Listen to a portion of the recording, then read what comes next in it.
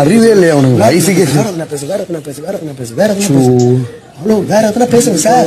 அதையே பேசாத சார். ஒரு சப்ஜெக்ட் 100 வாட்டி சொல்றீங்க சார். அறிவே இல்ல உனக்கு. அறிவே இல்ல உனக்கு. வயசுக்கு ஏத்த மெச்சூரிட்டி இல்ல. ஆமா வயசுக்கு ஏத்த மெச்சூரிட்டி இல்ல. உனக்கு வயசுக்கு ஏத்த மெச்சூரிட்டி சொன்னதே சொல்லலாம். அறிவு இருந்தா சொல்லுவே சொல்வானா? உனக்கு சொல்றாங்க. எவனா 100 முறை சொல்வானா? அது அறிவு இருக்கா உனக்கு? யாரனா 100 முறை சொல்வாங்க. சொன்னதே 100 முறை சொல்வாங்களா? சொன்னதே 100 முறை சொல்வாங்களா? அறிவு இருக்குதா? அறிவு இருக்குதா? அறிவு இருக்குதா? அறிவு இருக்குதா? சொன்னதே இவர் அறிவு இருக்குதா? வயசுக்கு ஏத்த மெச்சூரிட்டி இல்ல. வயசு ஆகுது உங்களுக்கு அறிவு இல்ல. வயசுக்கு வயசு இல்ல. சொல்றது இல்ல.